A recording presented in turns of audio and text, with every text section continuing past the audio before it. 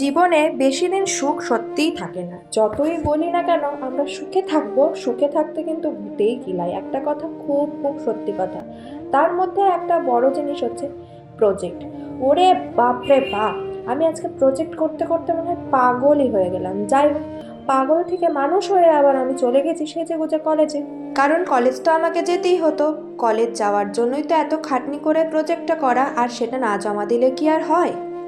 আমার পরীক্ষা ভগবান তুমি পাস করো না কি প্রাণ দেখবো তুমি আমাকে ইন্টারভিউতে পাস করাতে পারো কি না পারো হরে কৃষ্ণ বলবো 80% চান্স হবে না। সেজে বুঝে এসেছি সেই জন্য হাতে কমলা লেবুটা দেখা, হাতে কমলা লেবুটা দেখা যাচ্ছে না লেবুটা হাত চিকুলাকে টেনশন আছে খেতে হবে খেতে টেনশন পড়াশোনা করে হবে না লাভ আমি জীবনে বুঝেছি লোককে পড়াশোনা করে হবে না